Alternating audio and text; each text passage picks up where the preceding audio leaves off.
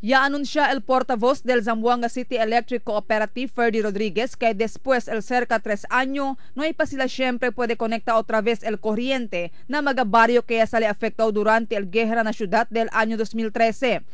Según con Rodríguez, te incluye aquí el mga barrio de Rio Hondo y Mariqui. Afectado también na guerra el barrio de Santa Bárbara, pero ya habla si Rodríguez kaya podía sila conecta corriente porción de este barrio.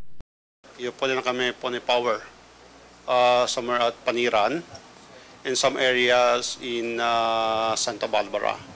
But the main barangay of Santa Barbara, Rio Hondo, and even Mariqui, so far, na pwede man restore power. Si Rodriguez y habla, no hay pa sila puede conecta otra vez corriente na mga mencionado barrio, después tiene failure na subasta para con este proyecto. Y esa según con el subasta, allá na National Electrification Administration o NIA, tiene 2 mga bidders ya participa na subasta pero no hay el Kenya qualifika.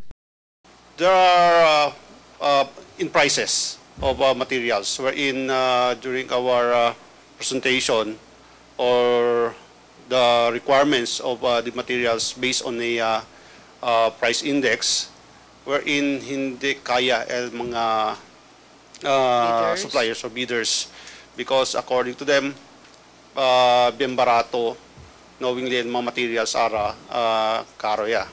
So uno kel del kalo yan tene failure of bidding.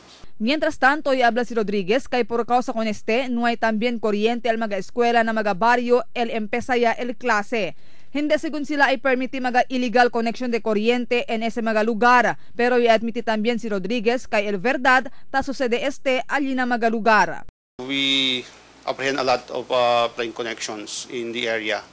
And tatay na problema because most of the time, el mga power transformer ta Kema, Tarebenta, because of illegal connection being done in that area.